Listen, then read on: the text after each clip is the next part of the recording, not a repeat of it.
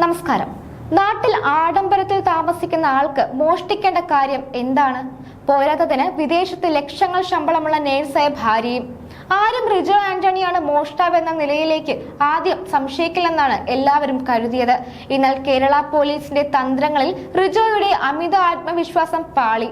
കിട്ടിയ നേരിയ തുമ്പിൽ നിന്നും പിടിച്ചു കയറിയ പോലീസ് സമർത്ഥമായി തന്നെ തൃശൂരിലെ പട്ടാപ്പകൽ ബാങ്ക് മോഷ്ടാവിലേക്ക് എത്തുകയായിരുന്നു. മോഷണത്തിന് ശേഷം കൂട്ടുകാരും ഒന്നിച്ച് മദ്യപിച്ചും തമാശകൾ പറഞ്ഞുമാണ് റിജോ സമയം ചെലവഴിച്ചത്.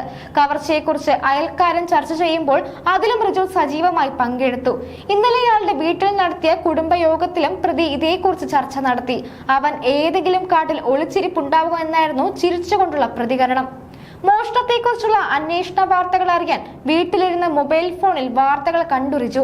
ചെറിയ തെളിവുകൾ പോലും ശേഷിപ്പിക്കാതെ നടത്തിയ കവർച്ചയിൽ താൻ ഒരിക്കലും പിടിക്കപ്പെടില്ലെന്ന് അത്രയ്ക്ക് ആത്മവിശ്വാസമുണ്ടായിരുന്നു. മങ്കി ക്യാപ്പും അതിന് മുകളിൽ വെച്ച ഹെൽമറ്റും തന്റെ മുഖം കൃത്യമായി മറയ്ക്കുമെന്ന് കരുതി. ഇടയ്ക്ക് വഴിയിൽ വസ്ത്രങ്ങൾ മാറുമ്പോൾ പോലും ഹെൽമറ്റ് മാറ്റിയില്ല. ബാങ്കിൽ നിന്ന് 1.5 കിലോമീറ്റർ മാത്രം അകലെയുള്ള വീട്ടിലേക്ക് ഉൾ റോഡിലൂടെ മാറി മാറിയാണ് സഞ്ചരിച്ചത്. ഗ്ലൗസ് ധരിച്ചിരുന്നതിനാൽ വിരലടയാളം ലഭിക്കില്ലെന്ന് വിശ്വസിച്ചു. യാത്രയ്ക്ക് മുൻപ് നീക്കം ചെയ്ത സ്കൂട്ടറിൽ കണ്ണാടി ഇടയ്ക്ക് തിരികെ പിടിപ്പിച്ചതും ആശങ്കക്കുഴപ്പമുണ്ടാക്കാൻ നോക്കി. തുമ്പകളൊന്നും അവശേഷിപ്പിക്കാതെ നടത്തിയ കവർച്ച എന്ന ആത്മവിശ്വാസത്തോടെ കഴിഞ്ഞ പ്രതിക്ക് തിരിച്ചടിയായത് മാറ്റാതിരുന്ന ഷൂ ആണ്. ഷൂവിന്റെ അടിയിലെ നിറമാണ് ആളെ തിരിച്ചറിയുന്നതിൽ പ്രധാന വഴിത്തിരിവായത്. 500ഓളം CCTV ദൃശ്യങ്ങളാണ് പോലീസ് പരിശോധിച്ചത്.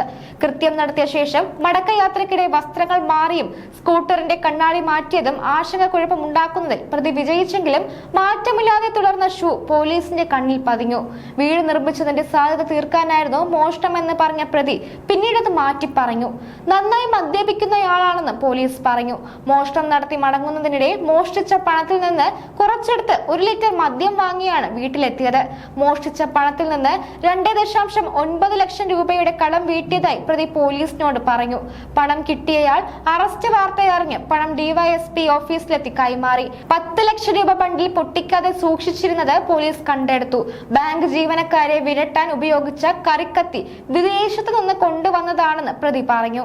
ആഡംബര ജീവിതം നയിച്ചാണ് റിജോ കടം വരുത്തി വെച്ചത്. വിദേശത്ത് ജോലി ചെയ്യുന്ന ഭാര്യ ഇയാൾക്കും കുട്ടികൾക്കും വേണ്ടിയാണ് പണം അയച്ചു നൽകിയിരുന്നത്. ഭർത്താവിന്റെ അക്കൗണ്ടിലേക്കാണ് പണം അയച്ചു നൽകിയിരുന്നത്. ഈ പണമാണ് ആഡംബരത്തിനായി ഉപയോഗിച്ചത്. 5 സ്റ്റാർ ബാറുകളിലെത്തി മദ്യപിച്ചും സുഹൃത്തുക്കൾക്ക് പ്രത്യേക പാർട്ടി നൽകിയുമാണ് പണം ചെലവഴിച്ചത്. ഒടുവിൽ കടം വരുത്തി. പിന്നാലെ അടുത്ത മാസം ഭാര്യ നാട്ടിലേക്ക് തിരികെ എത്തുമെന്ന അറിയിപ്പ് ലഭിച്ചതോടെയാണ് കവർച്ച നടത്താൻ ഇയാൾ തീരുമാനിച്ചത്. ഓരോ ജീവിതവും ഓരോ കഥകളാണ്, വേറിട്ട കഥകളുടെ ഒരു കൂട്ടായ്മ. വേണമെങ്കിൽ നമുക്കതിനെ ഒരു നോവലെന്ന് പേരിടാം.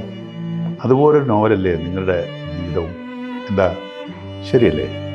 നിങ്ങളുടെ അനുഭവങ്ങൾ, കഥകൾ എന്തുമായിക്കൊള്ളട്ടെ, അത് കേൾക്കാൻ DNA ന്യൂസിലൂടെ ഞാൻ എത്തുന്നു. കഥ പോലൊരു ജീവിതം, അതിനായി ഞാൻ നിങ്ങൾക്ക് വേണ്ടി കാത്തിരിക്കുന്നു. നമുക്ക് ഒന്നിച്ച് കാണാം, കുറേ കാര്യങ്ങൾ സംസാരിക്കാം, വേദനകൾ പങ്കിടാം.